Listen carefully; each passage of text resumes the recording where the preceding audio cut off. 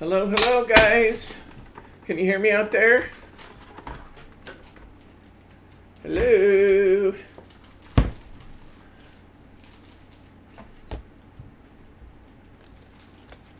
Yep, you can hear me. Excellent. We will be bringing the screen up momentarily here.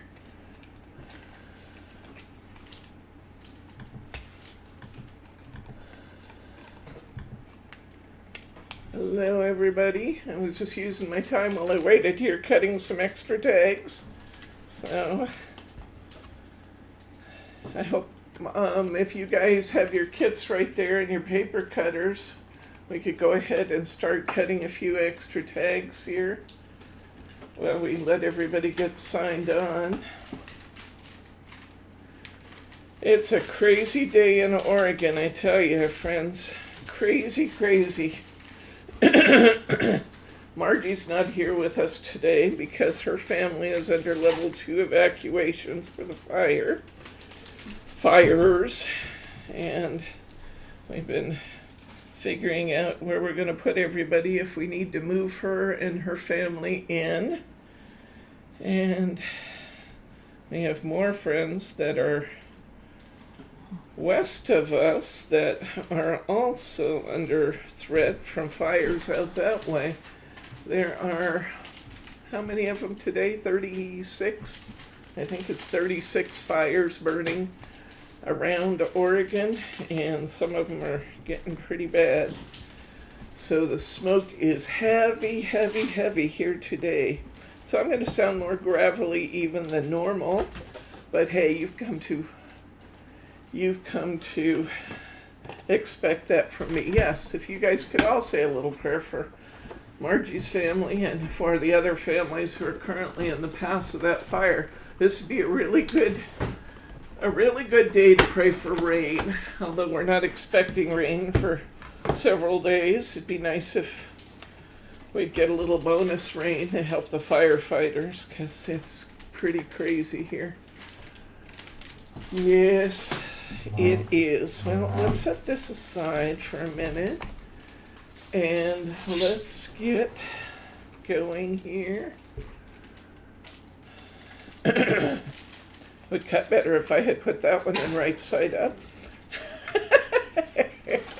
I'm not even stamping and I'm having trouble getting the wrong side, guys. Wish you could send, I wish you could too. I would love to have the downpours you're having every evening. We would definitely like to see some rain.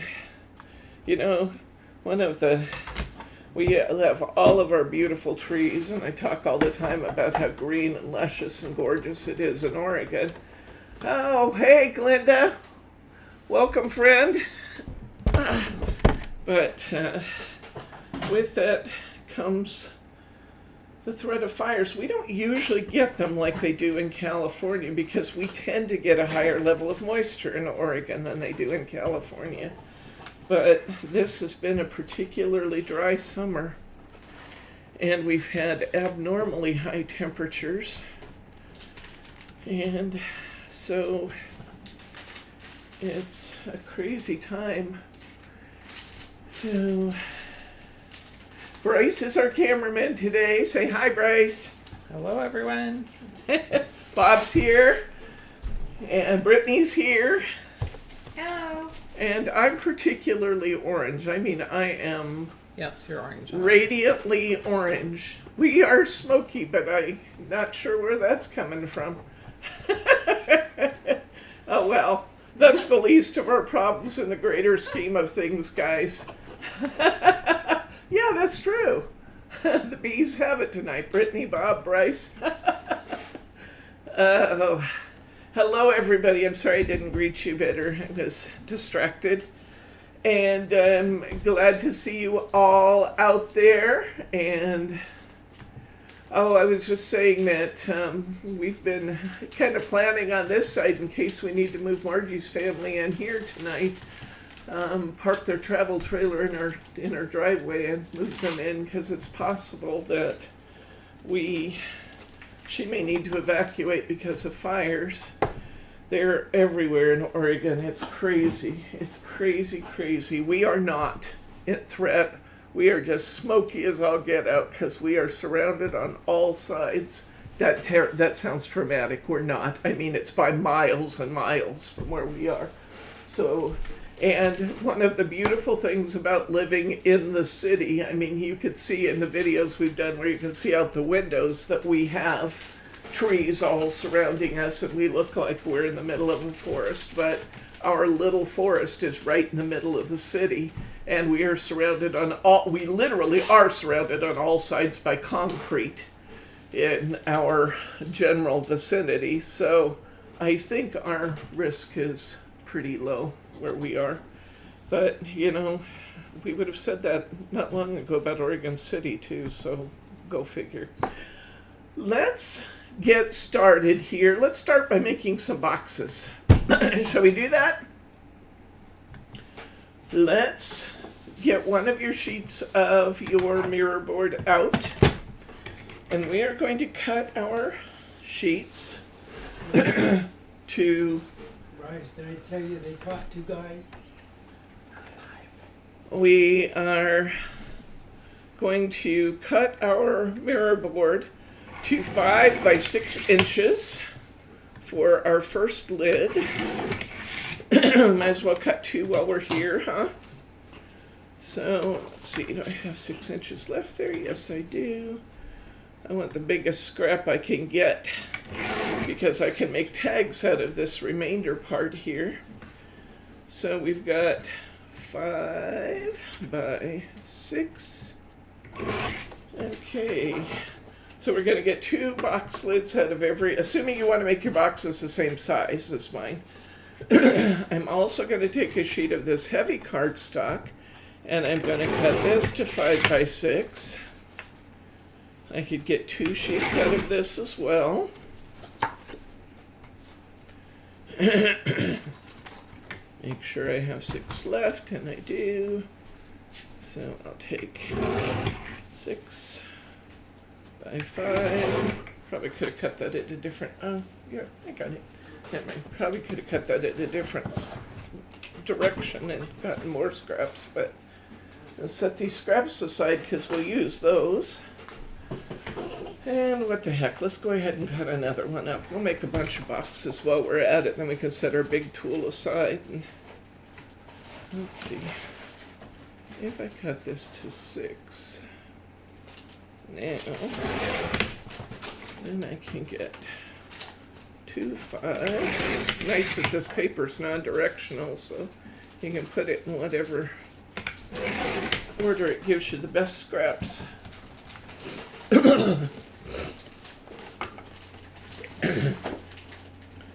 Okay, let's try 6 by 5 again. And 6 by 5. Hello, Diane, Alice, Mary, Brenda, Annette, Deborah, and I know there's a whole bunch more of you up there. Betty, Annette, everybody I missed. Good to see you guys. Okay. All right, so we've got 4 box bottoms cut and 4 tops. Let's set this paper here aside for the moment. And we'll get our scoreboard out. What did I do with my other 2 box tops? There they are.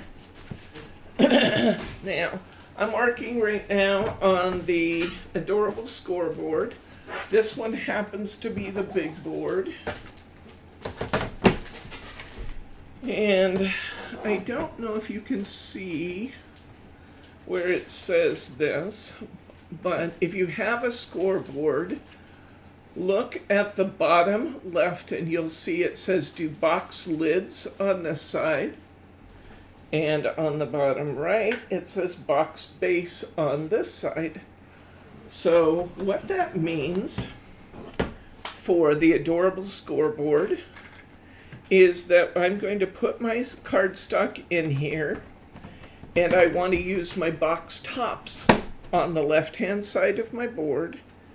I'm going to make my boxes 1 inch deep.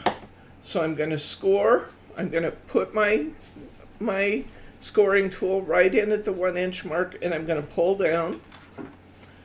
I'm going to score it at 1 inches on all sides of my box lid, and I'm only going to use this side of my scoreboard for right now.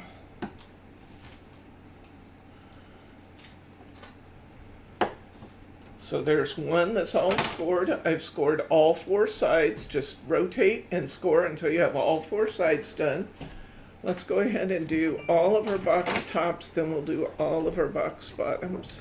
Diane asks, does that scoreboard do both regular measurements and metrics? Yes, it does. This side is inches, and this side is metric. And it self-stows the scoring tool. It pops right into this little place right here. It stores nicely. You have to kind of pop it to get it out of there. And it's got this nice custom handle on it. So it's actually really well devised.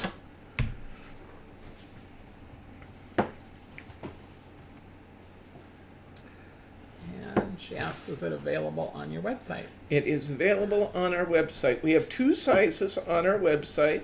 And just to make it easy for you guys to find it, I actually posted this in the class kits area in the live stream videos. Oh, I'm actually almost not orange now.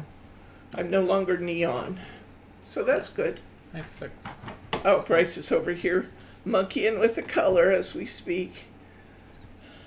Not that I mind being neon. We could all claim it's my glowing personality. But Brittany's shaking her head at me, guys. I leave these guys wondering what they... Oops. Well, it usually works pretty well unless you jump out of the track there like I did. Yes, we rust, we don't tan. That is exactly true. Oh, you guys are funny. There is a small one depending on what you what size box. Darn it, why am I doing that? It's me, not the board. The board is really good. I'm just kind of shaky today. I didn't get up and eat. I got up and took care of business. And We have a question. What was the size of the bottom again? the box tops and bottoms are both 6 inches by 5 inches. So I've scored all of my 5 by 6 pieces with a 1 inch score line all the way around. Now, to do the box bottoms, I'm going to come over here. Let me tell you why we're doing that. I don't think you can probably see it on camera. Yes, both are 5 by 6. So, I don't know if you can see this on camera or not. I doubt it. But if you have a scoreboard there, you'll be able to see it. Or if you can zoom in on your picture, you can see it. There's an extra little notch here on right up here where I'm pointing with my scoring tool in the corner. They've created an extra notch here. And what that does is it automatically sizes the tops of your boxes to be slightly larger. You're using the same dimensions on both sides, but the top will automatically be bigger than the bottoms, which we need to do so the lids slide on and off easily. That's why we're going to come to this side, and my actual measurement on this side, it measures out to 12 on this side. Somebody asked me that question, what's the largest piece of paper that you can fit within the scoreboard? And I'm going to say that's a 12 by 12 because it measures 12 here and 12 here. But what we're going to do is we're going to come down on 11 then because we want to score 1 inch in. And we're going to score all 4 sides of our box bottoms at the 11 measure, which is 1 in from the edge. Does that make sense? How would they compensate with a different type of scoreboard? I'm just getting to that. Okay. If you have a different scoreboard, what I would recommend you do is when you do your lids, go to 1 inch, then move one more line in for the tops. Does that make sense? So if you're on the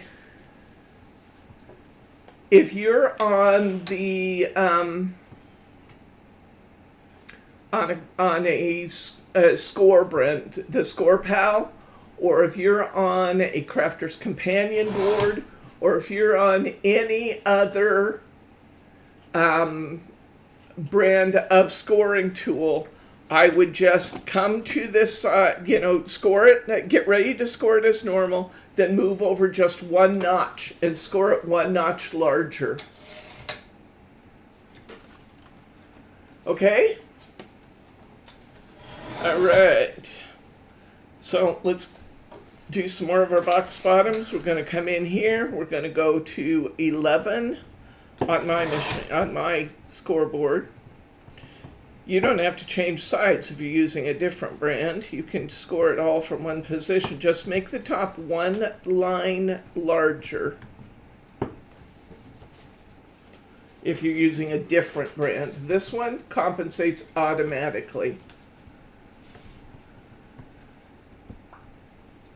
Okay, I'm on number 3, and I'm just scoring down all the way at 1 inch. And I think this size box is perfect for a tag project, but you can see that we could make a significantly larger box if we wanted to, right? That's one. It looked wrong, but it measures right. Okay.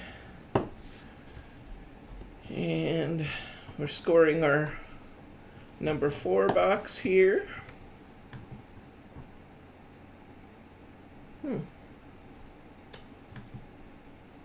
I don't know what I did with my score tape, Brittany.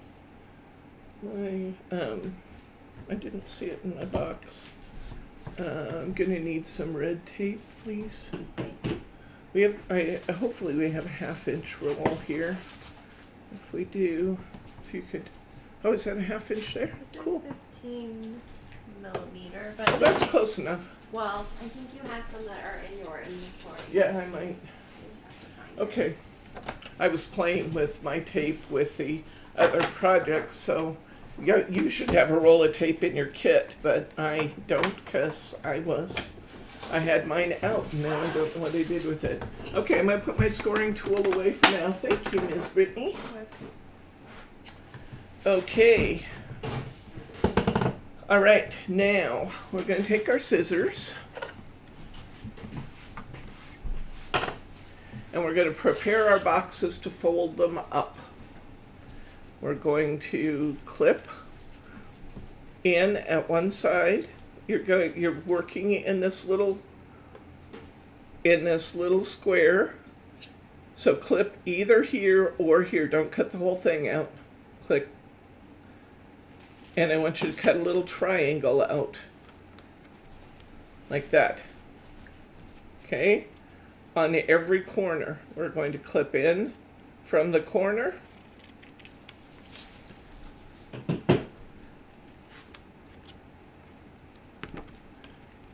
Okay? Now, if you happen to clip... Sit up. What? Her head's out of the picture. If you happen to clip this way, you didn't ruin anything, okay? I know you guys, you'll immediately think you ruined something. You didn't. It doesn't have to be uniform. You just need one corner to be clipped out in each case. Does that make sense, guys? We just lost the picture. Did they lose their picture? No. Okay. Well, they did, but I'm bringing it back. Okay. So we're coming in from the corner and then we're going to clip one out. Is it me or your phone that I'm blurry? I'm not sure, but Bryce is monkeying with settings over there, so it might straighten up here in just a minute, Glenda. I'm not seeing any blur. Is Looks others a getting bit blur? blurry on my laptop, but not on the TV. Okay. All right. So now I've got this. What I'm going to do is I'm going to fold on my score lines. I'm actually going to fold on all of my score lines, including that little tab we just created. Okay? So fold on all of your score lines.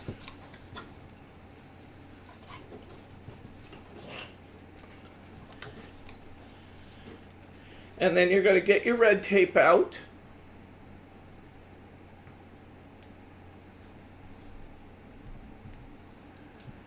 Okay, and we're going to put our tape, this is not going to seem right, but it's okay, I promise you. We're putting our tape on the patterned side of our paper, not the white side. You're putting it on the patterned side of your paper. Does that seem crazy to you? It seemed crazy to me, but it goes on the patterned side of your paper. The reason for that is because we're going to use this tape to anchor the pattern inside, so all of the taping is on the inside of her box and we don't have funny little jags on the outside of our box. Okay? So you have to put the tape on the patterned side to get that effect.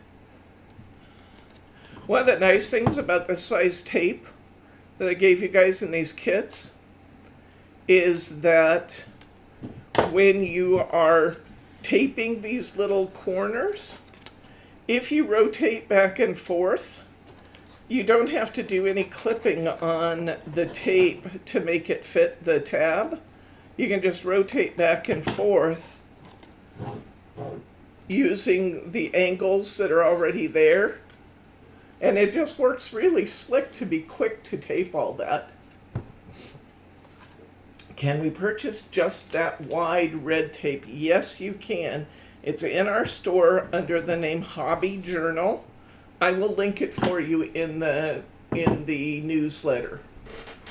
But if you need to look for it in the meantime, this is Hobby Journal tape. I'm going to say this is about a 1/2 inch, which is going to make this 12 millimeters, I believe. 15. Is it 15? 15 and is it this Okay. I'll look. You're right. This is the 15 millimeter tape that I included in your kits, which is just a little over 1/2 inch.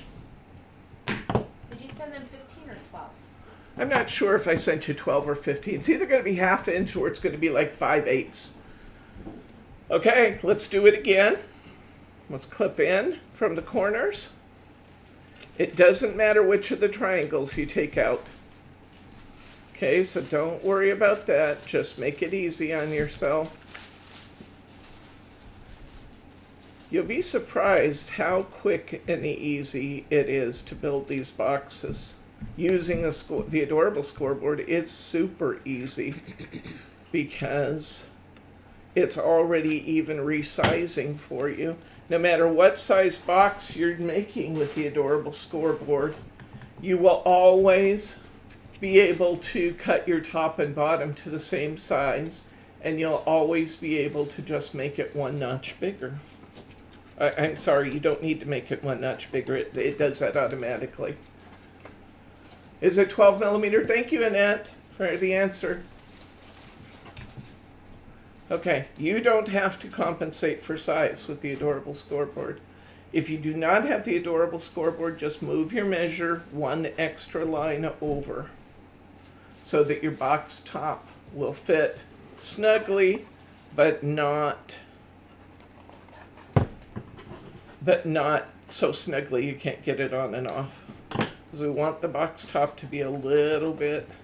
See what I'm doing? I'm just matching the angle of this to my tab.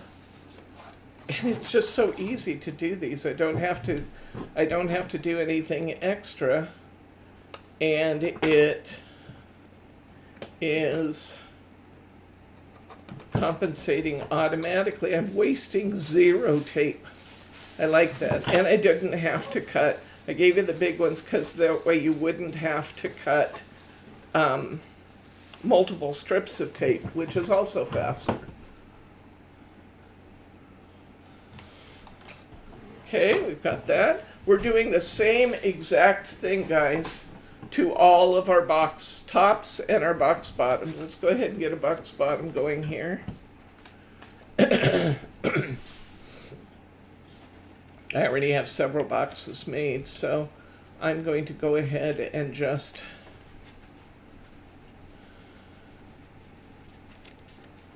make a couple of extra boxes for now. But you have plenty of materials to make 8 of them. And you're going to need them for all the tags that we can cut. You'll be amazed at the number of tags you're going to get out of this kit.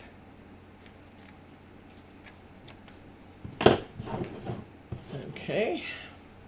On the white, clearly, it really doesn't matter which way we go. Mary Beth asked, why not use the bone folder on creases for a crisp edge? You can use the bone folder on creases for a crisp edge. You really don't have to, though, but you could.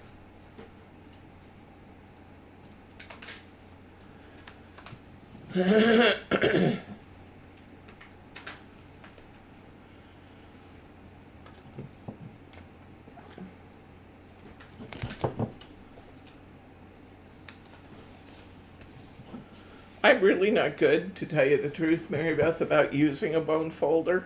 I usually end up using either the side of my scissors or my fingernail. I'm not advocating that that's the best way. I'm just telling you the truth. I just usually don't end up doing it. They'd like to see you hold that up so they can see where the tape's all positioned. Okay.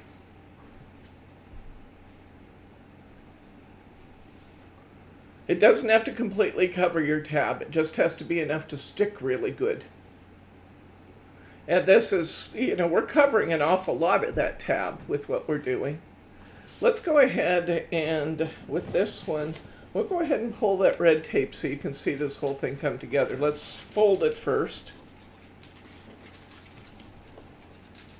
on all your score lines. You're folding it in. I'm folding it in. Okay, now let's pop this tape. And one thing I like about the Hobby Journal tape versus the Hunky Dory tape, red liner tape, is that the Hobby Journal tape comes off easier. The liner comes off easier. You always remember hearing me complain that picking the tape was the toughest part of the job. It's not the toughest part of the job anymore. In fact, there's really no tough part to this job, truly, guys. You get a nice square corner. We're taking the tape off and we're sticking those tabs inside of the box because we don't want those sloppy corners outside.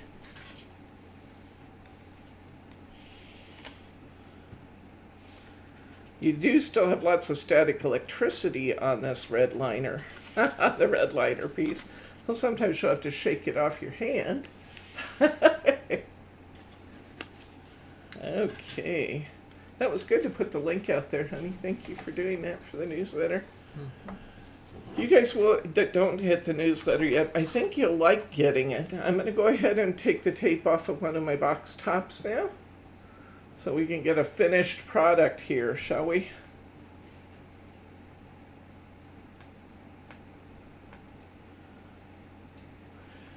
But imagine these pretty little gift boxes. You're not going to need to wrap them because they're gorgeous. Just tie a pretty piece of ribbon around them, tie a bow on the top, and you have a beautiful little gift box.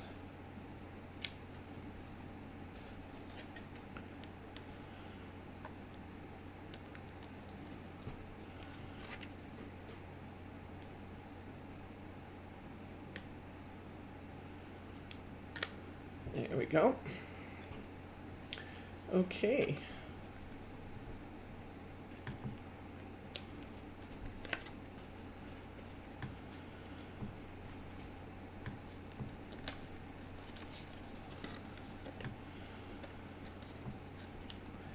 and peel the tape and just form a nice square corner. That tape is going to hold these boxes really, really well, guys.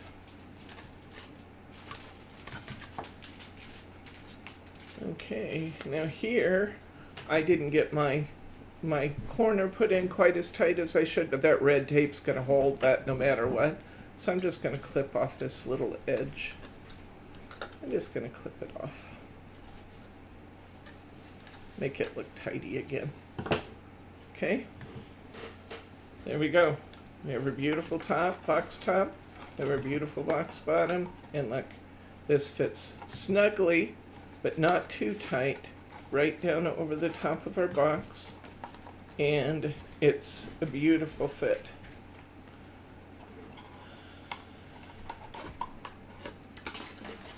Okay, let's peel the tape on this one.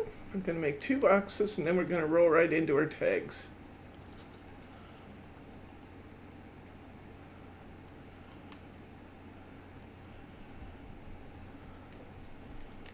Most of us have a good scoreboard, and I'm not discouraging you from using that at all. I mean, a good scoreboard is a very valuable tool. I think the Adorable Scoreboard is the very best for making boxes. It's not necessarily, in my opinion, the very best scoreboard for some of the other applications like making other scores. And the only reason I say that is that you have to remember with the Adorable Scoreboard that because I wish they would have put the box top measurement on vice versa instead of being on the side that it's in, put it on the other side, because when you pull up your scoreboard and you want to score something very exact, the side you tend to go to, at least if you're right-handed, I think you do, the side we tend to go to is the left side of the board. And on the left side of the board, maybe I'm just that way, I guess we read from left to right. And the left side is the one that has the extra notch, so you have to remember to score on the other side of the board because of that extra notch for the lids. Does that make sense?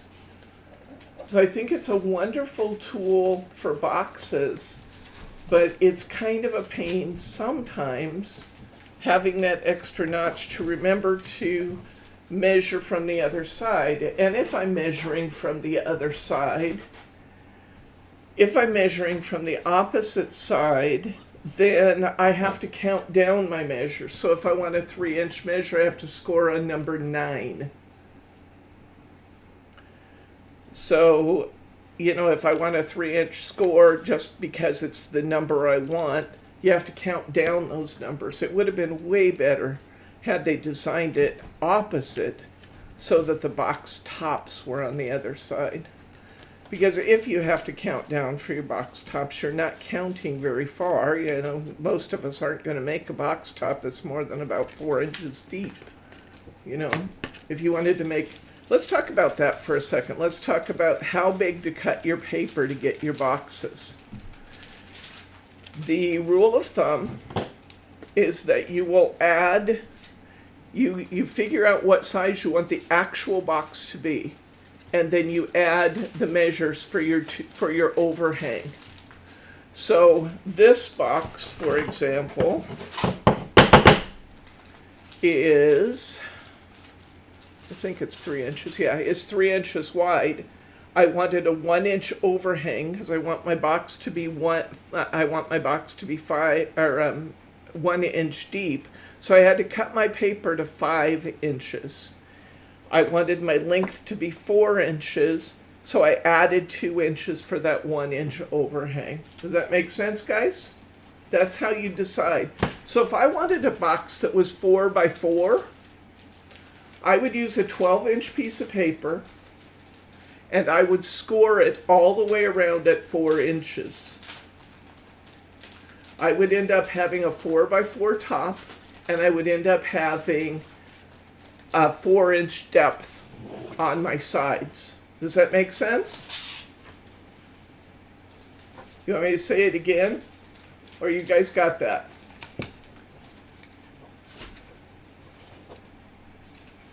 So you just have to kind of think about your overhang measurements. You add your overhang to the size of the box that you want. And that's how big you cut your paper. One more time. If I want a box that is going to be, let's make it 4 by 6, okay? And I want my box to be 1 inch deep. I'm going to take 4 inches for the size I want my width to be, and I'm going to cut my paper to be 6 inches wide. In order to get my box width and my box top to be 4 by 6, on the 6-inch side, I'm going to cut it to 8 inches so that I have a 1-inch overhang. You'll add the size of your overhang to the dimension you want the box to be. Maybe a couple samples in your newsletter. Yeah, I can do that. I'll do that. I'll put a couple samples for the dimensions in the newsletter too.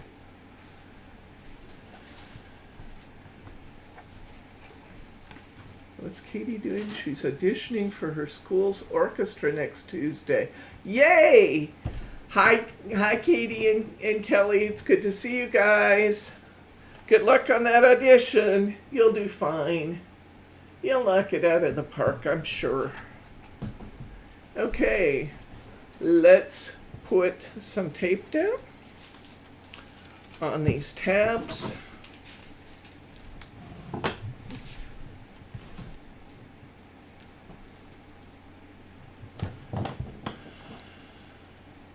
If you get your tape hanging over it all, just push the tape back up on it so we don't have a sticky edge.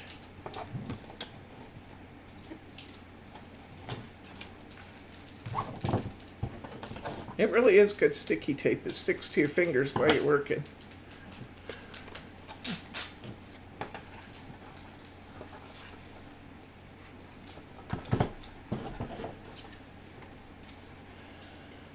Now, don't you guys think this is a pretty quick and easy way to make a gift box? I mean, we made 2 at a time here. In fact, we cut and scored materials for 4, and it's only going to take us a few minutes to put all these boxes together.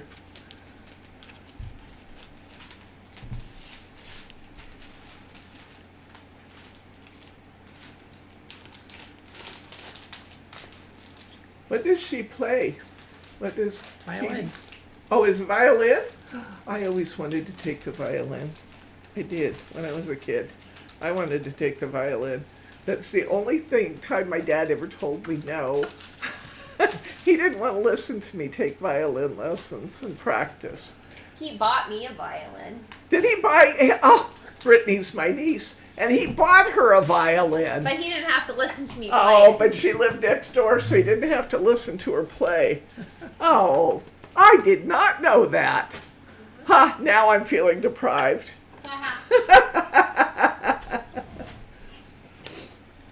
Okay, such an easy way to make boxes.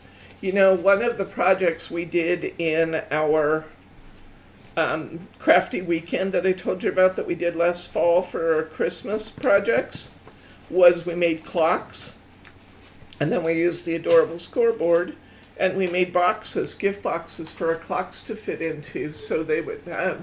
Alice wants to know if you still play, Brittany. No. No, she does not play. That's because it all came too easy for her, because her grandpa bought her a violin. I really can't complain. I wanted a horse. He bought me a horse. So I really, really can't complain. But that doesn't stop me from doing it. I was a pretty indulged and spoiled kid, I have to admit.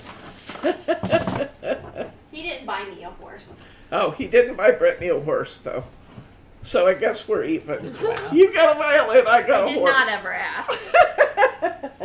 Brittany said she just because she didn't ask. Okay. All right. We've got our boxes. Let's get our paper cutter out and start our tags. This is going to be great fun, guys. Let's see. Where do we want to start? I think we should start with one of our more exciting projects. I think it's exciting. Let's I got this piece of paper because it had this big ripple in it. Okay, let's get our sticky paper out. And let's get one of our napkins. How do they know it's sticky paper? Because it has this Sookwang, Sookwang liner showing. If I have no idea if I just slaughtered that name. Words on it. Huh? It's The got blue words words. printed on it, yes. Okay, the first thing we're going to do when we put this on is we're going to separate the layers of the napkin. Now, you guys are going to look at that. I should just let you try like we did, but I'm not going to because I'm nicer than that. I want you to get some adhesive on your fingertips. Just a little bit. Make your fingertips just ever so slightly sticky. And if you do that and you grasp the corner, the layers will peel off. I worked on this for way too long before Margie and I figured that out. And I'm trying to decide if there's 2 layers or just one. If these are 2-ply napkins or 1-ply, I'm going to get them a little sticky again. Just to try it and see. Yes, Teddy's out here playing with Grandpa. Those 2 play. And all up, it is. It's the 3-ply napkin. See there? There we go. Peel off that extra layer. Peel off the extra layer. There we go. And we can get rid of the tissue. And now we're going to peel back our paper.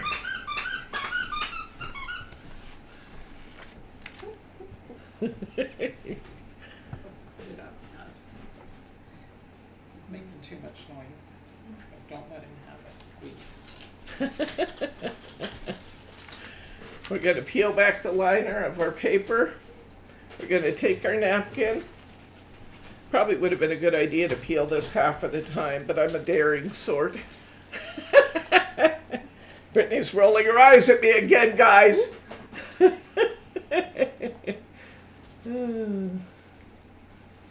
Okay, and I'm just going to position this along my tape line. And I'm going to smooth out my napkin. I probably didn't get it entirely straight, but hey, life's like that. And we just made cardstock, guys, out of that beautiful napkin.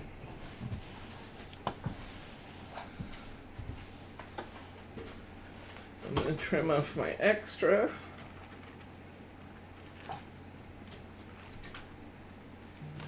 Maybe could just tear it off, I suppose. That's much better, much easier fix. Okay, and we have this whole sheet of cardstock for making napkins out of, or making tags out of. I'm going to put a little bit right there and then tear it off again because I got it a little extra sticky. And I didn't get clear down to the end of my cardstock. So I'm going to put another little piece here to cover up my sticky. All right. So we got this beautiful, beautiful, beautiful. Can you guys see how the reds and oranges in our video are almost fluorescent? I think that's because there's so much particulate in the air. It's like that outside too. If you look at our red furniture on the deck, it looks fluorescent. I think that's just because there's so much crud in our air right now. That's interesting that it's actually showing on the video. Okay. We're going to trim this down to a size that will go through our die cutter. I have my big die cutter and my small one here. I promised you I was going to show you my baby blue, but I'm going to get a few tags cut right off here. So these tags are going to be just wonderful with this bright, beautiful paper. The napkins are bright anyway, but they look even more bright. in our crazy light right now. All our light is filtered by smoke. It's crazy. I need to cut this down, I guess, before I start positioning my dies. I'm using a Cut and Go Pro die cutting machine. That's kind of my machine of choice. I say that. It depends on what I'm doing. I have 3 machines that I use and love. I'm not advocating everybody have 3 machines. I'm just telling you that's what I do. I have my Spellbinder teal machine that I use when I'm making large things like some of the card blanks and stuff that we've included in your kits. We use my teal machine or the Gemini. When I'm making small projects like this one, this is my go-to machine. It will take a 6-inch piece of paper and it does nearly everything I want to do. Warning about this, if you want, I'm always preaching about taping your dies down. If you are using more than one die at a time, I need to trim that a little bit more. I didn't trim it to quite 6 inches. I'm always fussing about make sure that you are taping your dies down if you're using multiple dies at a time. If you're doing that in this case, tape off the side. Don't tape onto your napkin because that paper's fairly fragile.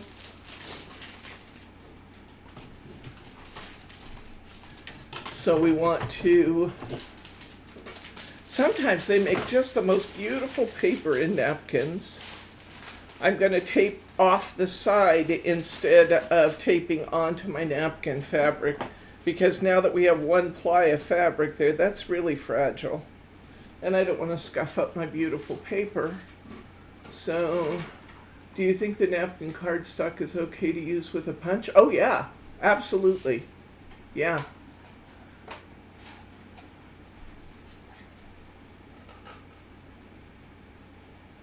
Okay, so here we go. I'm taping it primarily, I'm not pushing my tape down on the napkin, I'm taping it off the edge. Can you see that?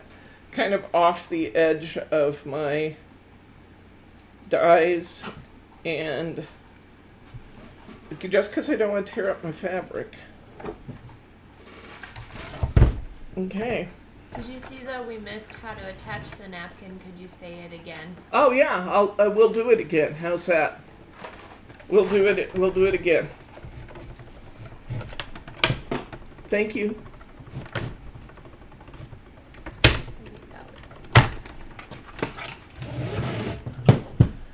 Absolutely. We got a couple pieces of this cardstock in there. Now, there's a couple different ways. The first way I learned how to make cardstock out of a napkin was using saran wrap. I know that really sounds weird.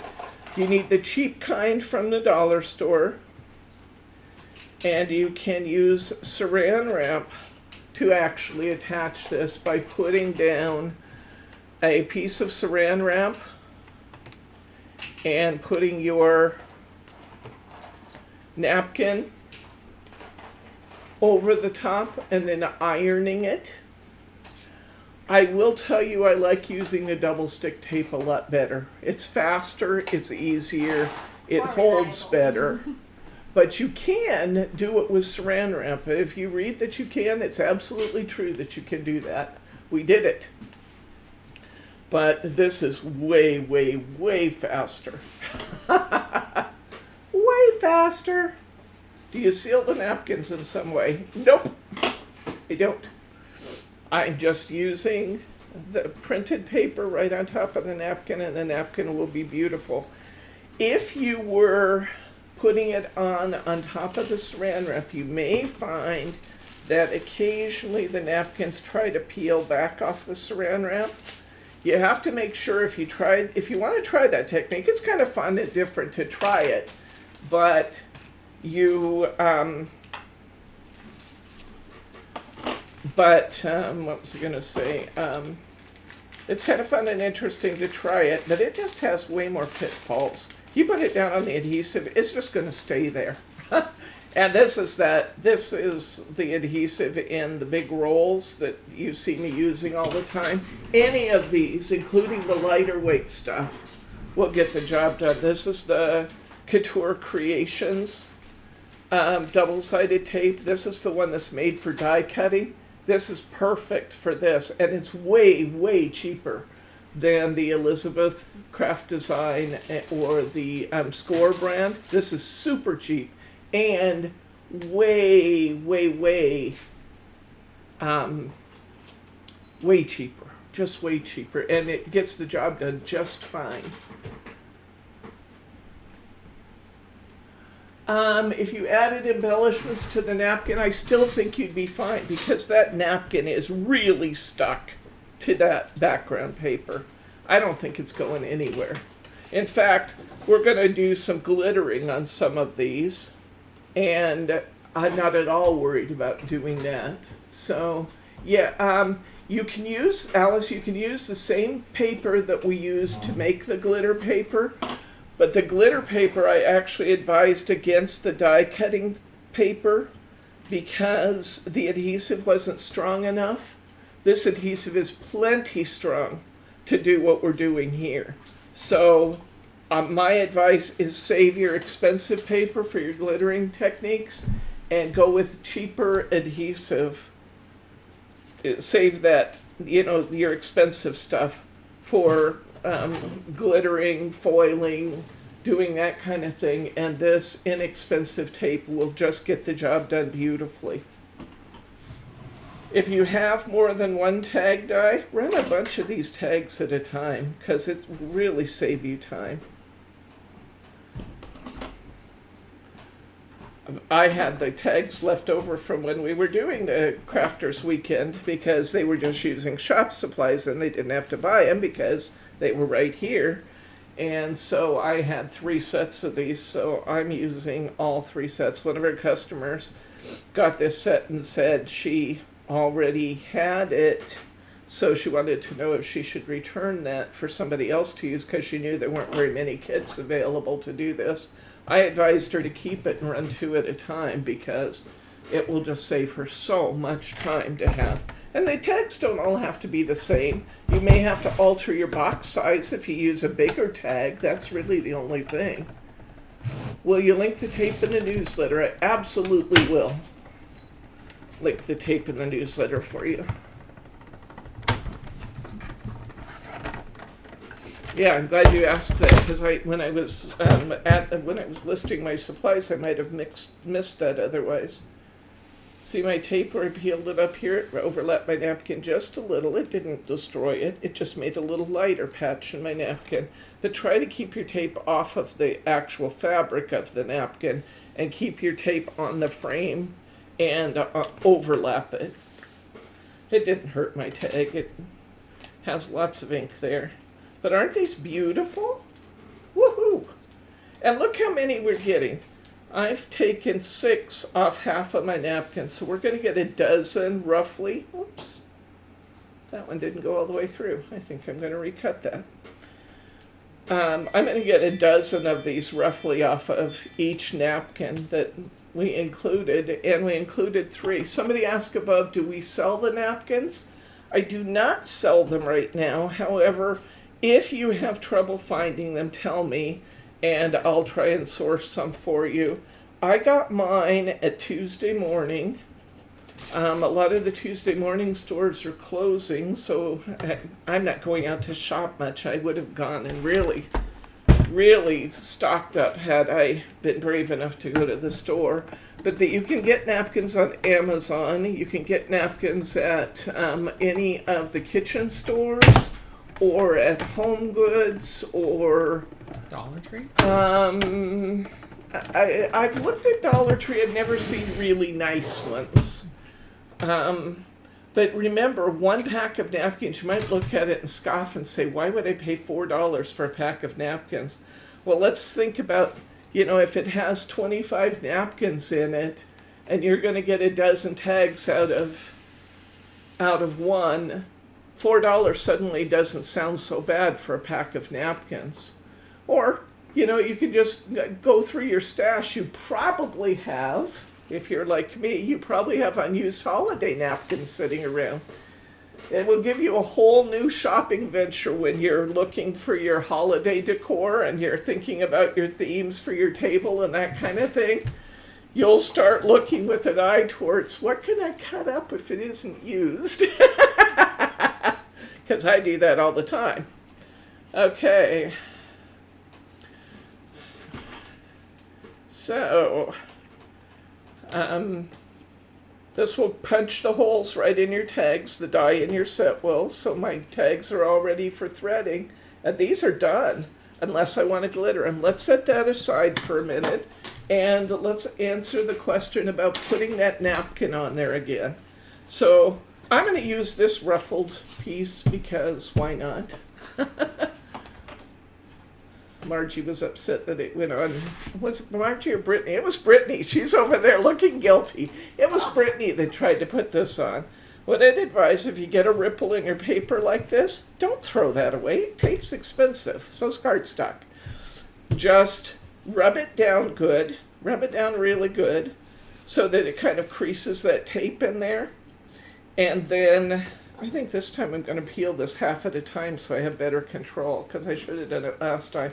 This time I've gotten my foliage napkin out. I'm going to put a little bit of adhesive on my fingertips. Trust me, guys, we spent so long trying to go through and separate the layers of these napkins. And then Margie's the one who figured out, what if we got our fingertips sticky? She's so smart. Kim says these tags would make even lovely card topper embellishments. They absolutely would. They absolutely would. Isn't that fun? You just discovered a whole new source of creativity. Would you, let's see, I have that box over by Dad. I want to show them some of the napkins I've gotten that we've used as tags. Yeah, that box. I need that box over here, please. I'll show you, since you guys are really liking this. Let me show you some of the napkin styles I've been able to pick up. And I will tell you, I did not pay more than half price for any of these. So watch, you can get some great deals.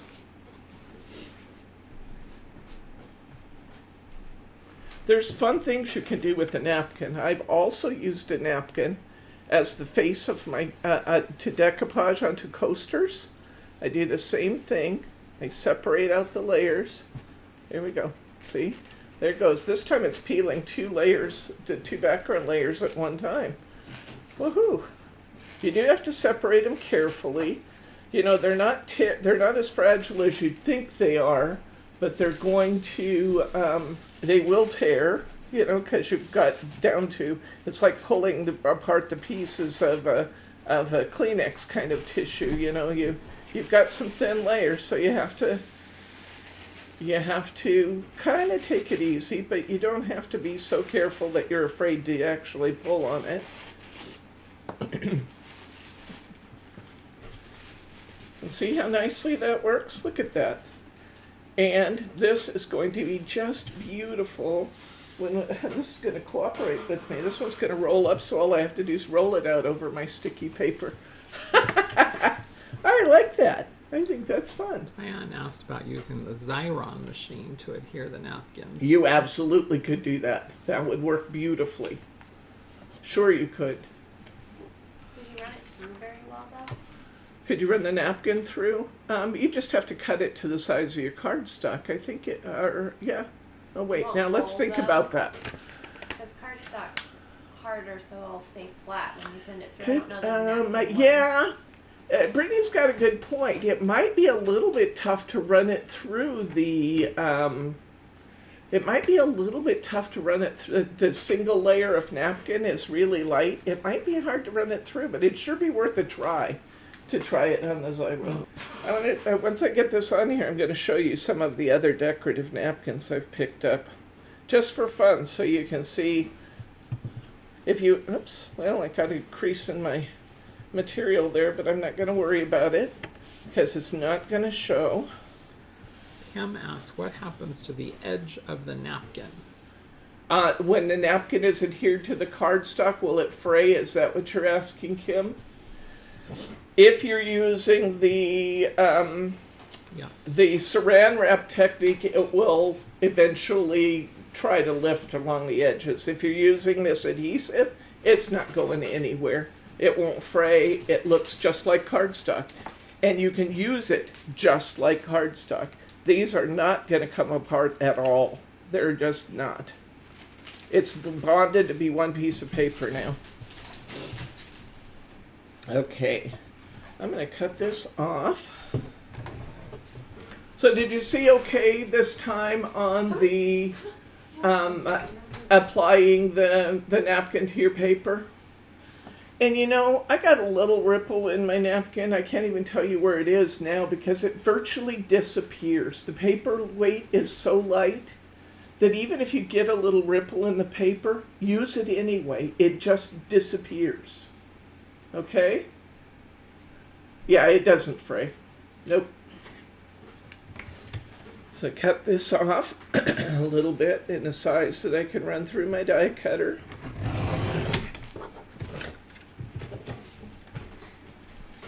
Look at that beautiful paper we just made.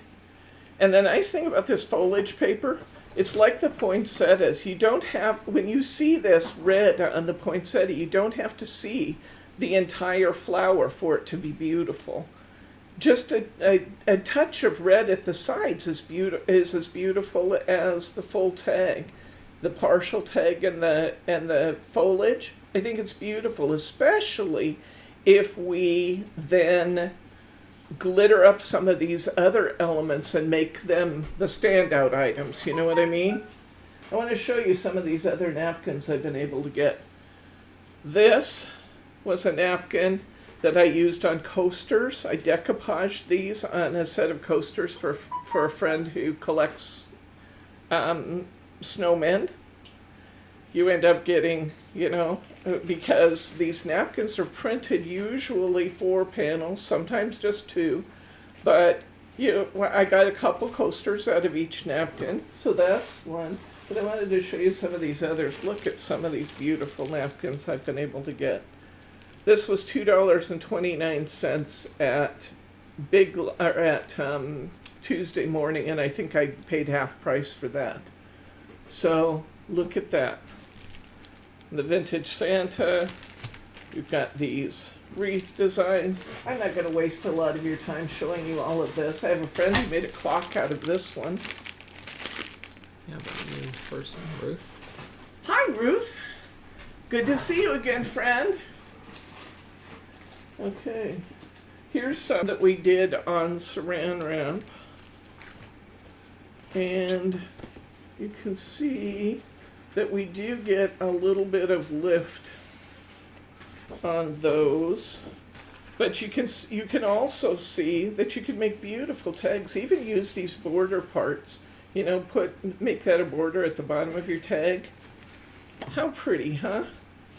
So, fun stuff. Okay, look at these. These were pieces of napkins. And now I can use all that for tags. Isn't that gorgeous? And this is on the Saran Wrap technique. I prefer and strongly recommend the adhesive, but you can do it on Saran Wrap. You certainly can.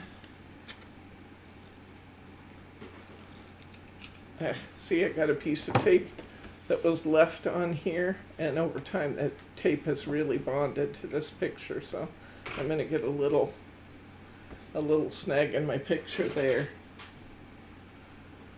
But anyway, there's beautiful decorative napkins out there. Okay, let's cut a few more tags, one more set of tags, and then we're going to move to a different technique because we have so much to explore together today. Let's cut one more set of tags though, so we have these to play with too. It's really fun. It's really fun to see where you can find art, you know? Sometimes it's the pages out of a magazine. Sometimes it's in decorative napkins. Sometimes it's, you know, old sheet music that is no longer usable as sheet music. Maybe it's missing pieces, you know. You can buy that stuff for next to nothing at Goodwill and other places and just make beautiful stuff out of it. So found art. I love it. I love it. I love it. Okay. I'll pop these in and we'll get some of these going. Some of the ones that I didn't dig out, but you saw, well, actually you did see it, like with the big reindeer. I would cut myself like a 4x4 inch tag and just put a nice long string on that one so that I don't have to cut up that beautiful reindeer. You can have big gift tags. Just make your box bigger. We know how to do that.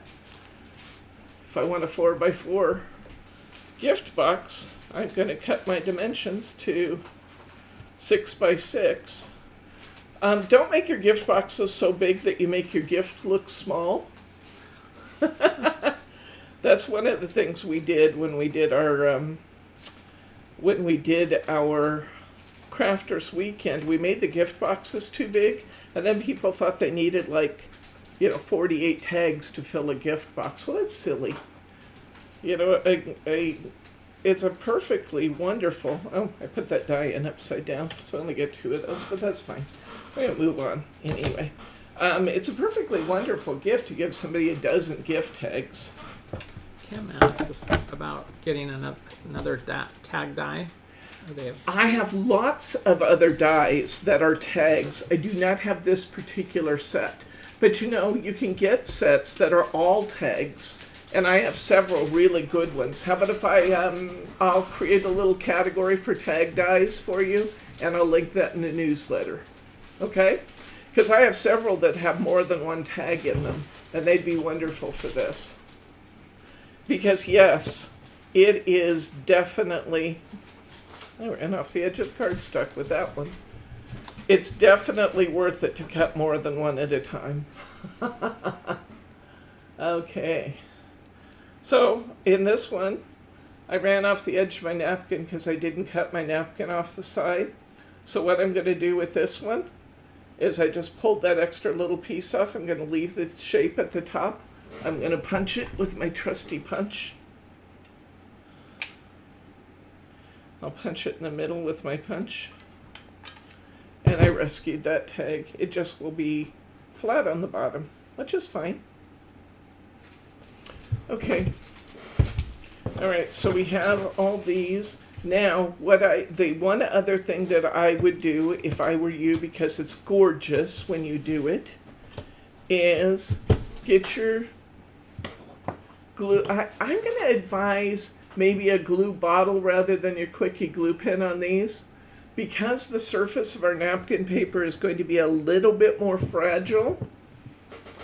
I'm going to need a piece of glittering paper. I need a piece of copy paper, please. I hope you can see this on the computer. I'm going to advise using your little needle nose glue bottle if you have one. Thank you to do this part instead of your quickie glue pen. The quickie glue pen will work. Don't get me wrong, it will work, but you have to be a little bit careful not to kind of dig in with that fine point. This one I could just run over the surface. So shaky this afternoon. I apologize for that, guys. I really need to teach myself to get up and eat my lunch before I come out here. I stay up late working, and then I don't always eat before I come out. Then I get shaky. But just little touches of glitter is going to do marvelous things to this tag. And I'll have to leave it a little while to dry. Don't get carried away with the glitter, just touches. Remember, we want tasteful touches of glitter. We usually don't want very much, just a little bit to really show things off without making them gaudy. I'm doing the vines, or the the veins, the main vein, and the outside of those petals on the poinsettia. I think I'll do the same thing on the leaf. And maybe just a couple of the bigger veins on the leaf because it's really big. I'll glitter this up.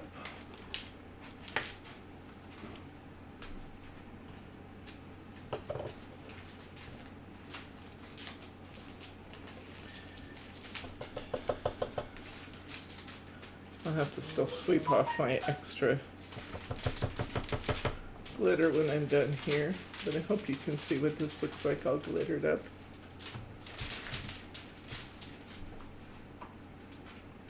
Isn't it going to be pretty?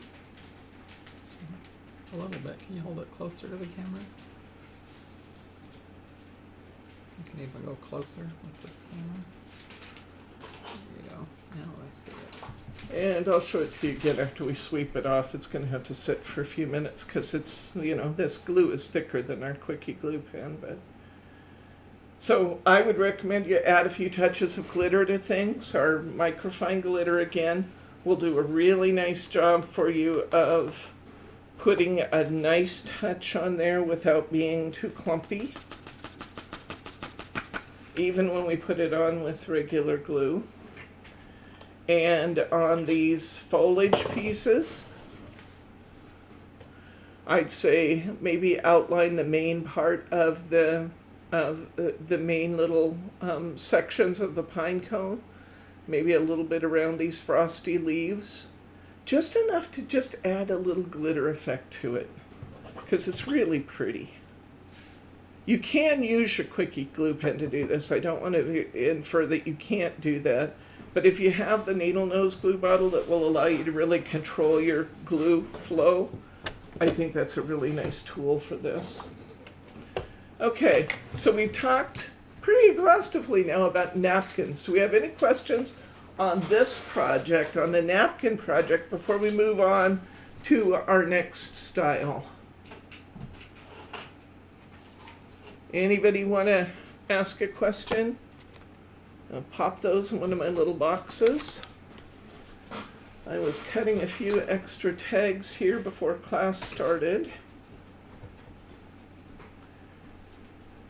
Let's go and talk about glue only. Yes, one ply. But you can take apart the plies. So if it's a 2 or 3 ply paper towel, just do what I showed you. Get your fingers sticky, hold on to it firmly on both sides, pull apart, and you'll pull those plies right apart so you can separate the plies. Single ply, yep. Okay, and we have beautiful, absolutely gorgeous ties in your kit for those. Now let's talk about this. You know, most of the time you're going to end up taping these down. Most of the time we are not going to actually tie these onto our gifts. Maybe some of you will. And if you actually tie them, leave yourself a little extra tying room. If you're going to just tape these on under the corner of your bow, would tissue paper work the same? I think so. If you had really pretty tissue paper, I think you could do that. Why not? It's really almost the same as a single ply of napkin. I don't see any reason why that wouldn't work. You'd have to try it, but I think it would. So if you're really going to tie them, leave this a little longer. If you're going to end up probably just taping most of these ties, then I would say about a 6-inch length of this is about all you need. And you know how to do that. You're just going to put the loop through and then feed the ends through the loop to put these ties on.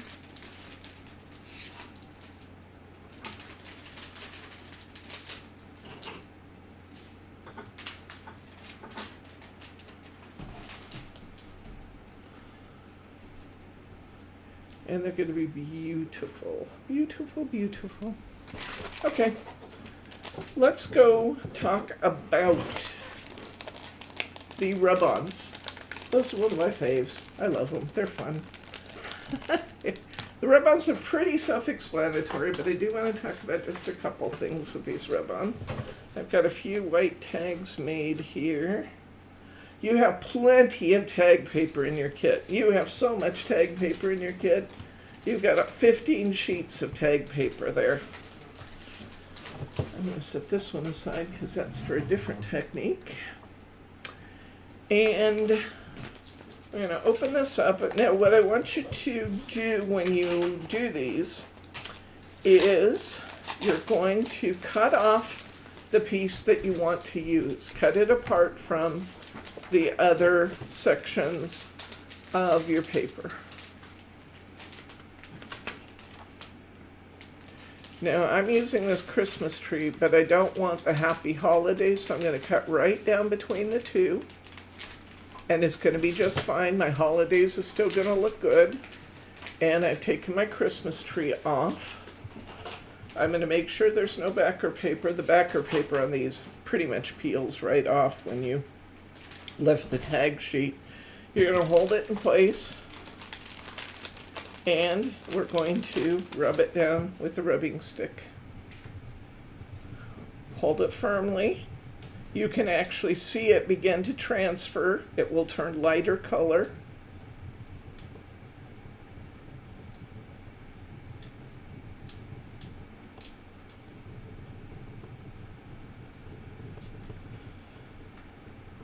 If you don't have it fully rubbed down and you go to lift it, the image might break. Just set it right back on top and rub it some more.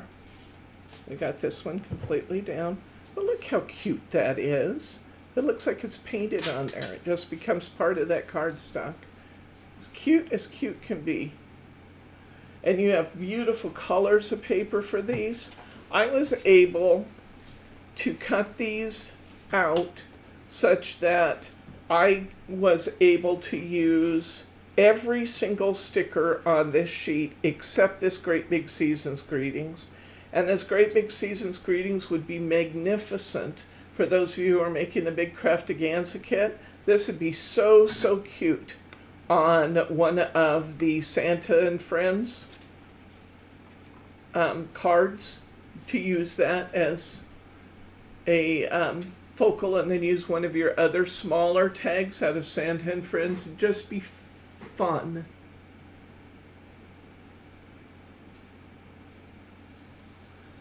Crunch up tissue, then glue it down. It makes a nice ruffled surface with a larger tag.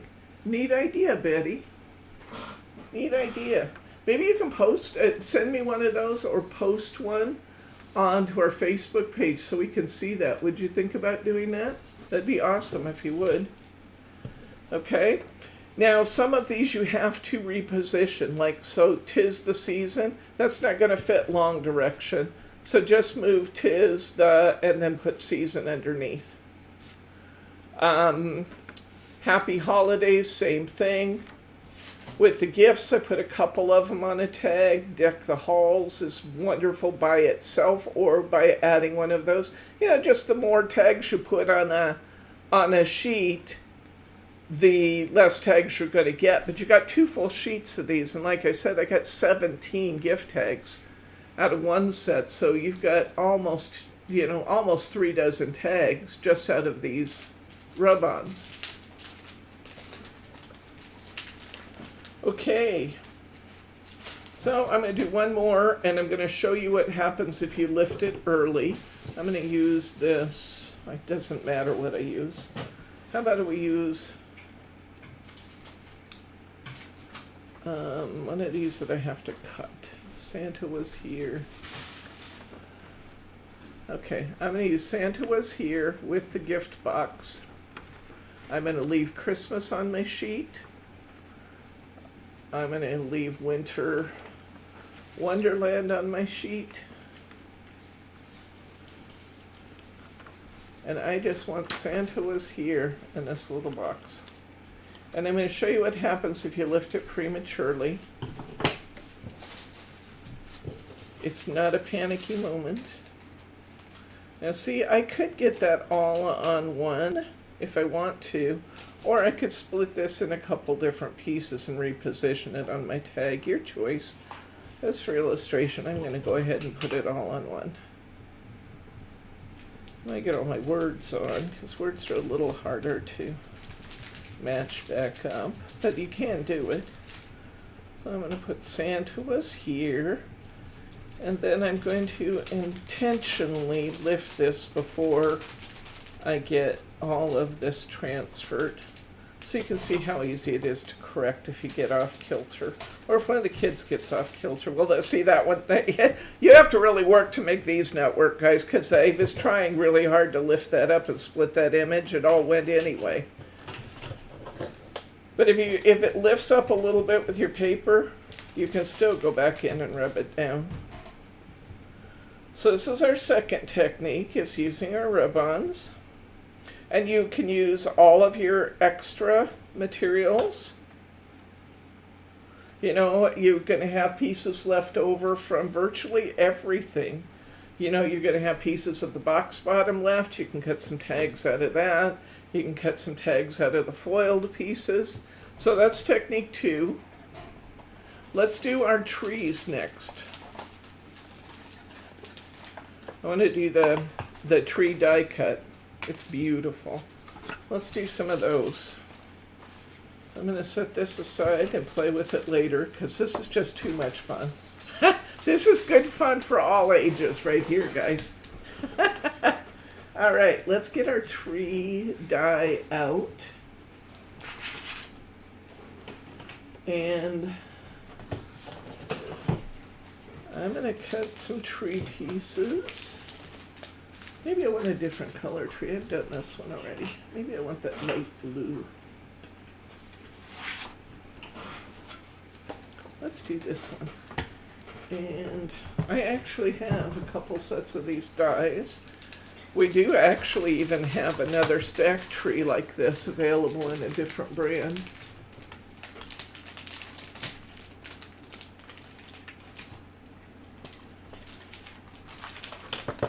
And this is really a nice detailed tree that we get here.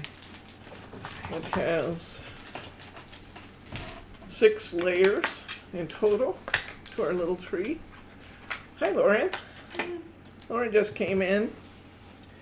So I'm going to cut myself a piece. Well, I guess this whole thing will go through my die cutter. Okay. I'm going to stack this up. Does everybody have a die cutting machine? If you don't, I will link to the die cutters we have available, but I will show you my baby blue anyway, just because it's fun. Don't let me forget to show you. Now, I don't have to worry about this paper here being as fragile. In fact, I'd probably be better off moving some of these shapes around a little bit to get the most out of my paper rather than worrying so much about leaving it in order. I'm going to pull a piece of my purple tape as soon as I figure out what I did with it. There it is. Now this paper is not fragile, so you don't have to worry about this being on the... you have 3 die cutters, Mary? A woman after my own heart. My family, every time I bring a new one in, says, "Why do you need that?" Well, because I need it. That's all the excuse a crafter needs, right? Okay, want to make sure all my layers are right side up. I'm going to put a little piece of tape on there. Ruth Kelly has 2. Diane has several different ones. Kim has, oh yeah, you guys are, it's no wonder we're friends. We're just alike. See, my family needs to look at this. I'm not alone. Crafters, we need these tools. We need them. You guys are funny. I love you. Whoop, whoop, whoop. That's the other reason we need tape. You guys are a crack up.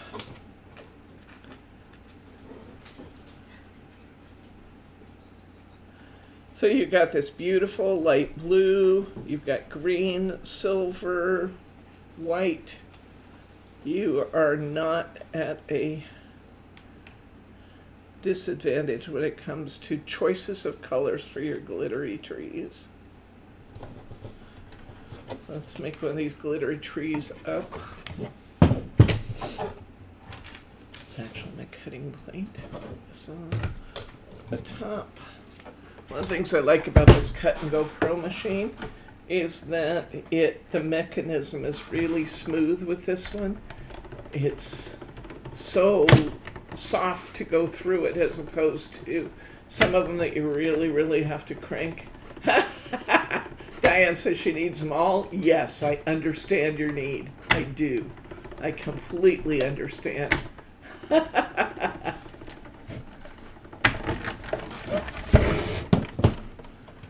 Okay, get my little trees popped out here.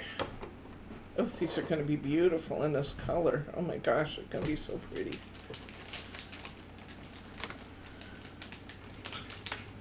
These are going to be pretty on any color we put them on, but they will be especially pretty on our leftover mirror board pieces. Oh, they're going to be gorgeous.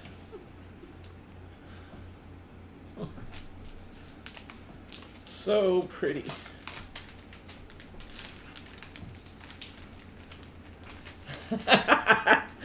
Betty says she needs one of everything before she dies. You're a lot closer to that than she is, I think. Oh! Did you hear Lauren? Lauren thinks I'm winning, Betty. I don't know. There's some people out there been at this even longer than me, although I've been at it a long time. A very long time I've been a crafter. I don't know if I ever told you guys that. I went to work in a craft store when I was 13, and I've been crafting ever since. I went to work for a neighbor lady who opened a craft store, and my first job was doing things like packaging beads. Let's see if I have a tag like this cut. Oh, I wanted to show you I have another idea for you too. Here's one of my ones that I did on a leftover piece. I did that one. I think I showed you my one on mirror board before. Maybe I'll just put this on something else. Oh, here's my one on mirror board.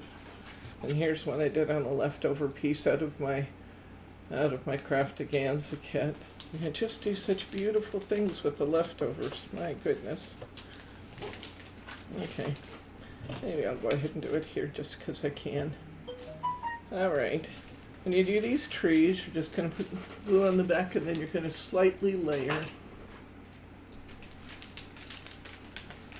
Slightly layer these. These are not going to be cheapo gifts. These are going to be beautiful gifts. Let the kids do the ones with the rub-ons and things.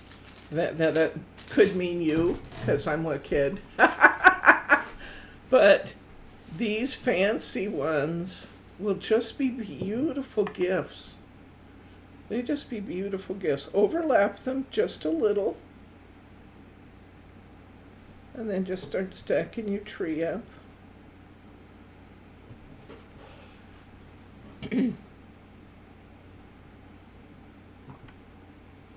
So pretty. This glitter paper is wonderful. Like I said, you got 4 different colors of it in your kit. And this is how much I use to make one tree. So you tell me how many that means we get. A lot out of a sheet.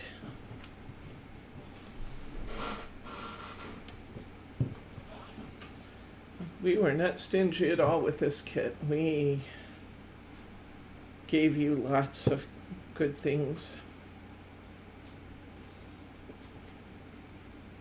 Of course, you paid a little for this one too. I'm recognizing that, not minimizing the fact that it was not as cheap as some of our kits, but you just get so much beautiful material.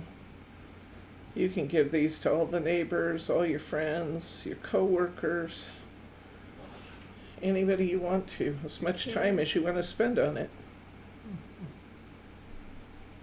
What'd you say? You said you could give them to your kids. Oh, my daughter's standing here and she says, oh, you could give them to your kids? You just want the sparkly ones. I would like the sparkly ones, please. Christmas is coming. Lauren's reminding me Christmas is coming and she needs these tags. So there we go. How beautiful is that? Is that just pretty or what? So we've got our trees.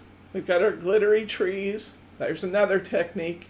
You know, you could cut these, some of your paper and your kit is also green. You could cut these out of green and then you could decorate the trees. That'd be fun. Use some little jewel dazzles and things. Put some glitter on them to make them sparkle on the edges and make snowy effects on them. You guys know that, but you know, that tree dye can be used a multitude of ways to make beautiful, beautiful things, even after you've used up all your glitter paper. Okay, next, we're going to do our book of paper. How are we doing for time, hon? You're out. Well, you guys don't mind if we go on as long as we're coming up with neat ideas, do you? Nouveau drops. Great idea, Brenda. For an hour and a half. That'd be fun to use Nouveau drops. I love that idea. For ornaments, that'd be really fun. I'm going to take a minute here and put my dies away so I don't lose them. It's the only bad thing about these sets with lots of pieces is they're easy to lose. So packaging those back up. Okay. We're looking at our book of papers. And those are our other ones that we did.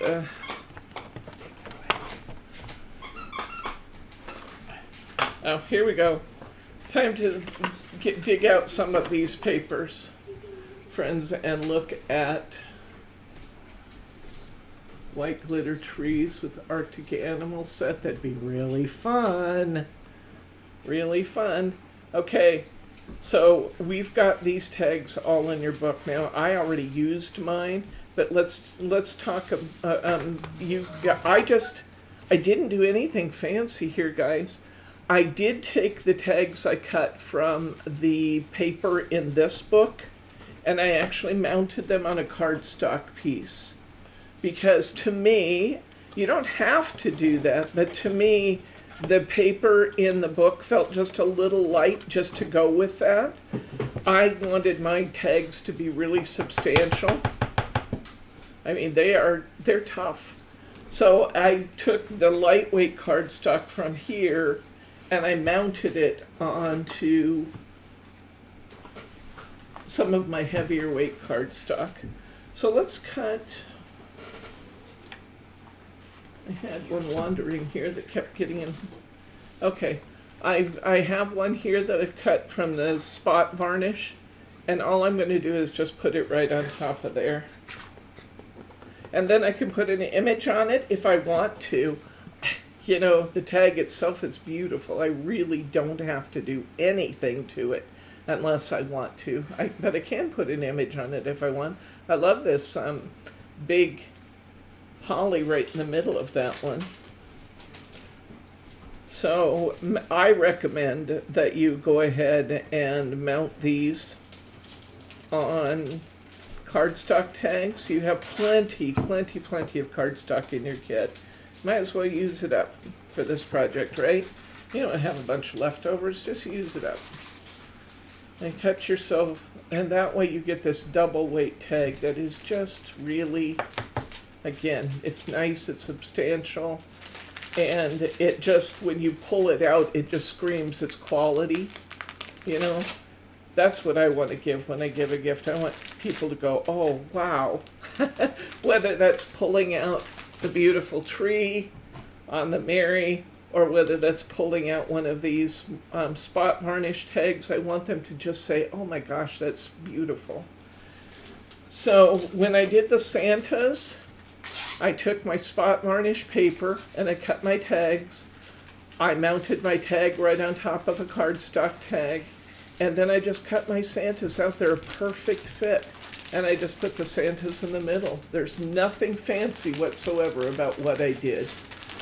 Can you mount the whole page on cardstock and then die cut? Why not? Why not? That should work. It's going to be heavy. It's going to be heavy to die cut, but I think it would work just fine. You can get away with cutting fairly heavy cardstock, and sometimes even in multiple layers, as long as the die that you're using is a really simple one. The more involved the die is, and this isn't involved at all, but the more involved the die is, the more trouble you're going to have with trying to layer stuff up. Does that make sense? But with these simple dies, sure, I don't see any reason why you couldn't do that. Be sure after every round you clean out this hole, or you'll be punching holes in all your tags, because the paper will build up in there to a point where it's not punching a hole anymore. Let's take a look at some of the rest of these. These are just going to be gorgeous. This is going to be amazing here. I'm going to cut some of these. And then I'm going to need some... Didn't turn my phone off, so you get the theme song to Rocky again. Okay, click the button. Well, that necessitates getting it out. Yeah, it's gone away. I don't know how to turn it off. Okay. You can tell I answer my phone because I don't know how to turn it off. And even these colored cardstocks, there's no reason why you can't use these for your backer paper. I mean, absolutely no reason. So I'm going to cut out a couple poinsettias here. I'm going to cut out this Santa Claus. I think he's beautiful. And I'm going to mount those on my tags. They're just gorgeous. Oh my gosh. They're so pretty. So... I'm not going to need a great big old piece of paper to run through. Just get the Santa in the best of his version here. And just to kind of demonstrate what we just talked about, let's run a couple layers of couple layers of paper at one time with your die cut and see how that does.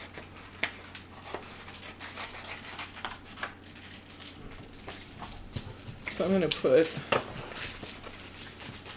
a die on here. I'm going to put a die on here. And I want one of these poinsettias too. Let me cut it out of this one. I'm going to put a die on here. And this will be the finishing of our work out of the book, although you can see you have an awful lot of stuff that you get to cut out of this book. It's wonderful. I just couldn't have picked a better book for, well, Brittany couldn't have picked a better book for this. Brittany went down and figured out which book we were going to use. Excuse me. The smokiness is terrible. Okay. Alright, I'm going to cut two at a time out of this, so I'm just going to cut this off so I can run them all at once. Okay, I need my plates. Man, I love these Santa Claus and these vintage tags. I think there's pictures of all of these and what I did on the website. If you just want inspiration, you're welcome to take a look at that. Okay, so I want my vintage Santa. I want my beautiful Christmas flowers. I'm not sure what kind of flowers those are, but they're beautiful. And I want my double set of tags to go through, and we'll see what happens.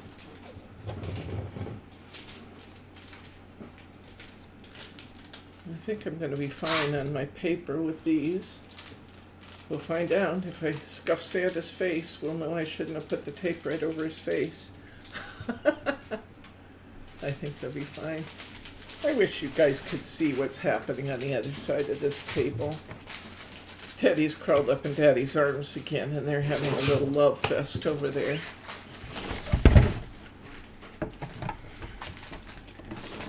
That poor abused boy. When you hear that crackling from your die cutter, all you who are regular die cutters know that's a good sound. That just means the die's doing what it's supposed to do. Even though it sounds terrible, it sounds like you're messing something up, it's fine. Okay, here's our dies. Here comes my Santa and my flowers. Santa came out fine. Look at that. How pretty is that? That's gorgeous. And here come my flowers. Peel my tape carefully. There's my beautiful flowers. Let's look at my backer papers here and see, did it cut through thoroughly in 2 layers? No sweat. So I've got my backer papers cut too. And I'm just going to glue these down. I don't care that it's orange. This paper's heavy enough that it's not going to show through. So I'm going to glue my tags right down there. So you can do 2, maybe even 3. I don't know. Depends on your die cutting machine, and I wouldn't push the capacity of your machine too far because, excuse me, you really can spring them to where they don't want to work, right? This is the voice of experience speaking. If you can mess it up, I've done it.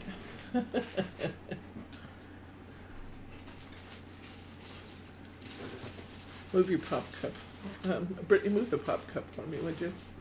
I'm going to swing this around so they can see. Don't mess with that. That's... Can you guys? You have to give it a second. I have to hold it up higher. There, that's good. A Stop. little bit more. No. Yeah. Oh, you just want the dot. There you go. Right there. Oh. It's so cute. A minute ago he had his eyes all closed and I disrupted him when I was moving things around. I'll make sure I get it back in the right place to actually do our work. I love that baby boy. He's so sweet.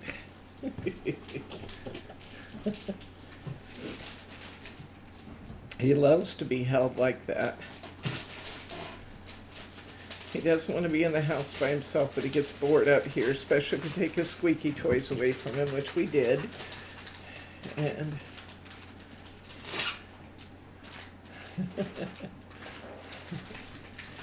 and so if we take his toys away from him, then his consolation is that you better be prepared to hold me. Because I'm going to be entertained.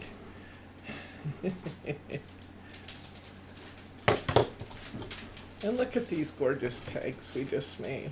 They're beautiful. Just beautiful.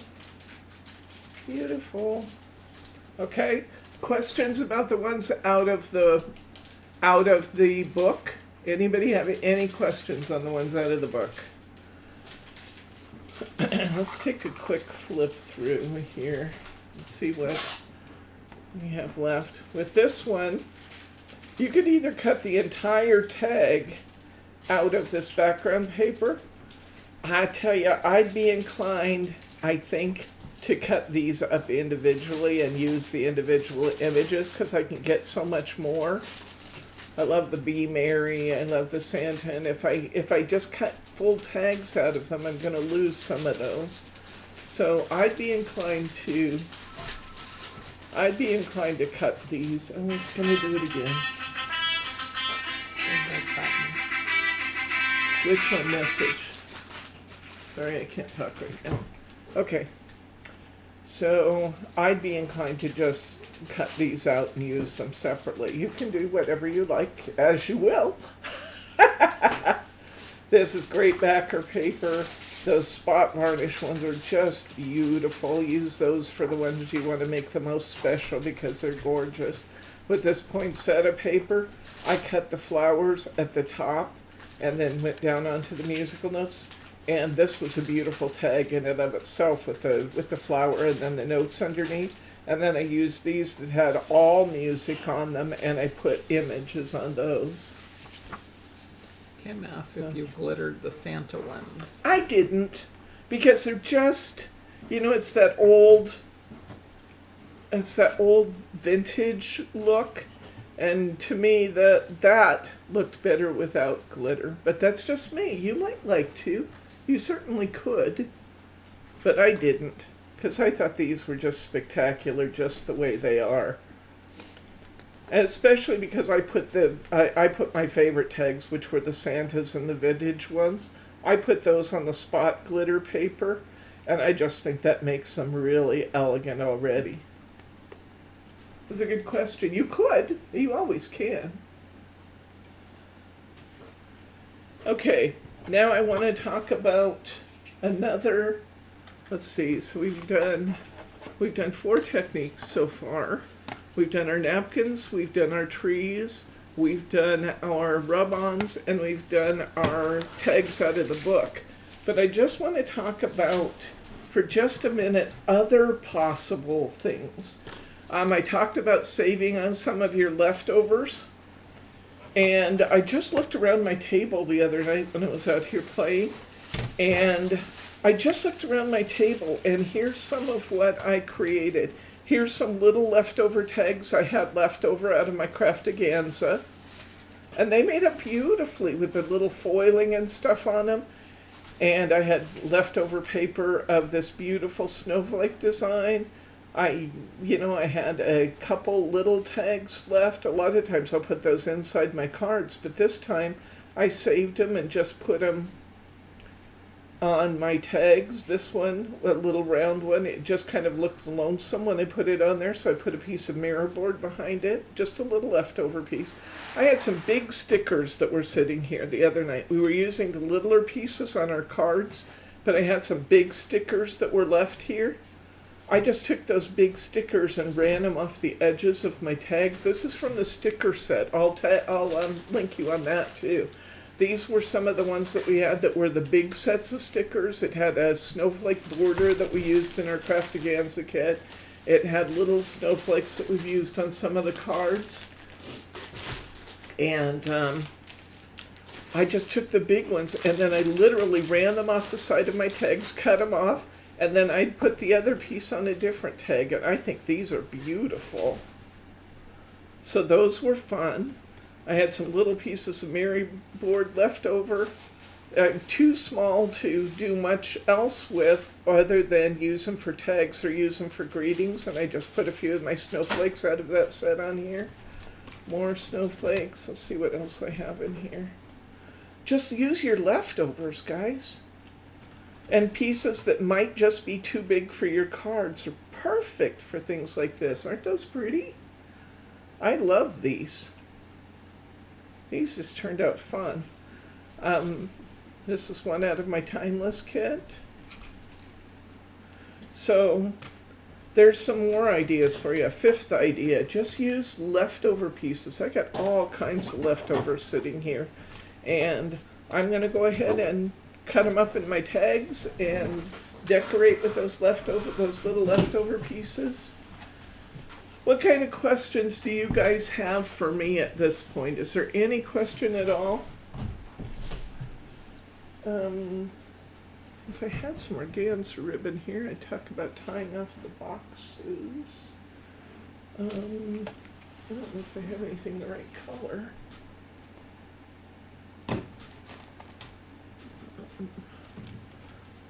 These colors aren't going to look What do very you well. want? Do you grab me white, some white white organza out of the box in the office, would you? Yeah, borders and corners? Sure. Sure. And I think you'll have plenty of cord.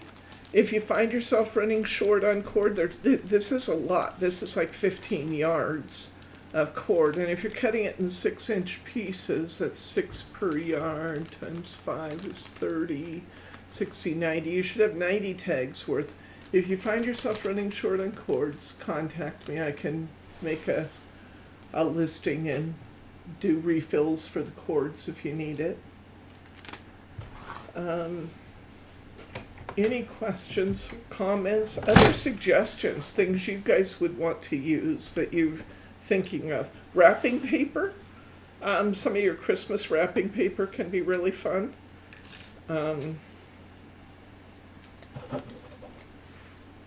Anybody have any other thoughts or ideas while Brittany grabs me? Did you find it, Brittany? Okay, well, Let's move on to card samples. okay. I think that Got 10 minutes that left. is about it. I'm just gonna use a piece that doesn't match. Okay. You guys have to use your imagination now, because I'm gonna use a piece of ribbon that doesn't match my. What I love for these gift boxes is I love to tie these off with organza ribbon. It doesn't have to be organza, no, but I like to use organza for it. I think it's beautiful, and this particular color probably is not going to be a perfect match for this box, although maybe it's not going to look that bad. And I just tie myself a little bow on top of here. I'm going to use the same bow technique for our pen sets. I want to run it so that if it's a two-sided ribbon, if it's satin, or if we're using this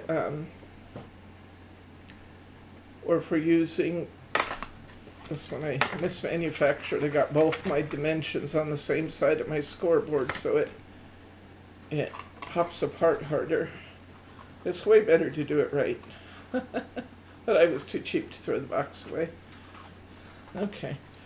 If you're using two-sided ribbon, then make sure that the back side of the ribbon is facing you. Just do a half knot like you were going to tie your shoes. And then what I would do is wrap this ribbon so that the shiniest side is to the outside. And just tie your bow by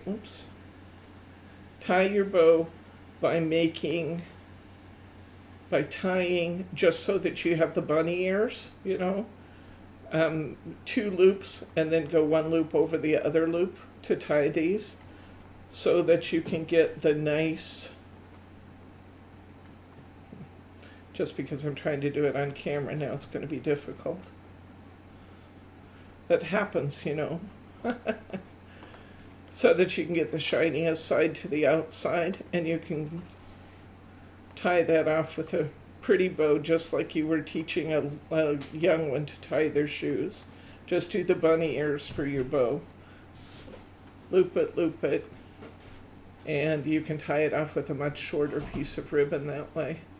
And you can keep your sparkly side to the outside. Okay?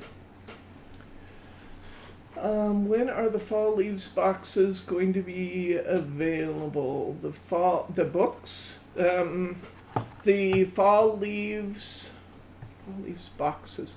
Are you talking about the card kits, Mary? The fall leaves card kits? Brittany's working on those right now. And we're going to have a little bit of a delay if you want to order the one that has the best glue ever. We ran out. I'm amazed that I missed that we were out of the best glue ever. But I talked to Amy, who's the owner of Scrap Perfect, a couple days ago. I ordered it, paid for it, and that's shipping from Washington, so I think we should have that just within a day or two.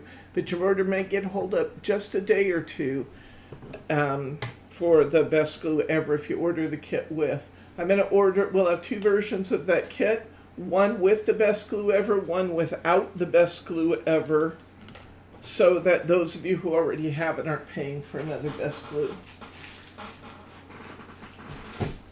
I promised you I'd show you this tag when it dried, and I didn't, so let me do that real quick.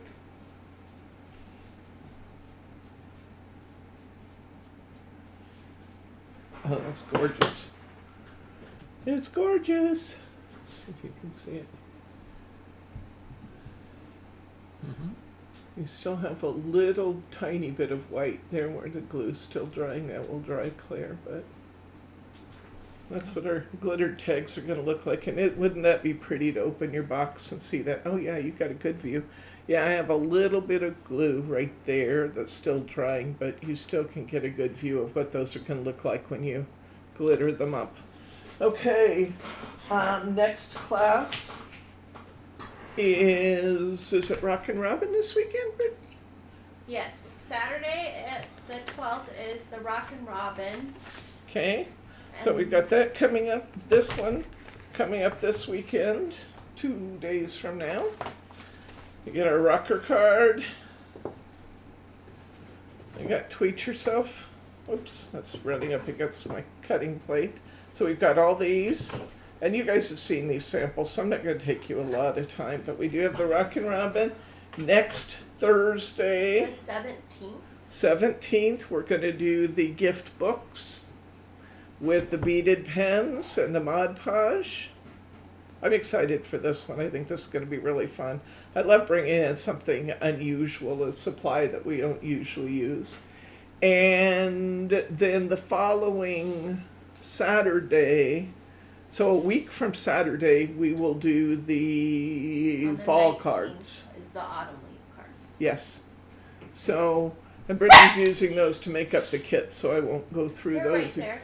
Oh, she just handed them back to me. Them. I just Okay. have to list it. In the fall cards, everybody gets, you get 4 cards in the kit. I'm going to keep the base price of this kit really low, guys, so everybody can afford to do it. And then we'll offer an option for this kit that has the best glue ever, and that's going to raise the price by 7 something for the best glue ever on that kit. But I strongly recommend having the best glue ever when you do this kit, because these little felt leaves just absorb the glue and they don't want to hang on without it. So I'm going to recommend we use best glue ever for that. I think you could also use hot glue if you were inclined to want to do that, to have your glue gun handy. I'm going to use the best glue ever because that's my tool of choice. I burn the heck out of myself with hot glue every time I use it because I'm kind of a klutz. But it is an option. I think the hot glue would want to. Yes.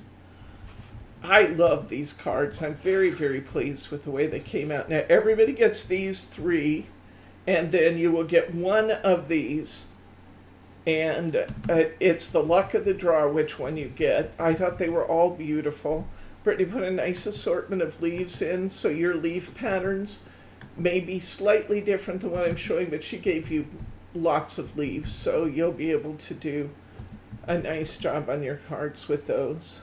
But you'll get one of these, and they're just really beautiful. Okay, so that's coming up a week from Saturday, and we will have those up. Is it safe to say those will be up tonight, Brittany? I would say by tomorrow, just to give myself time, but I'm going to try for tonight. Brittany's going to try to have those up tonight. I will link them in the newsletter, so we'll either send your newsletter tonight or tomorrow, depending on when those kits go up. Okay? Do you sell sayings on the cards separately, or can we get those to make more? This came out of a paper pack. I'll look, Alice, and see what I have available. If I do, I think so. I think I do have enough of those. And we do have, don't we, Brittany, don't we have the leaves listed now, the felt leaves? Yes. The felt leaves are on the site. We can cut up some more of the mesh ribbon and list that. I think we can get you there to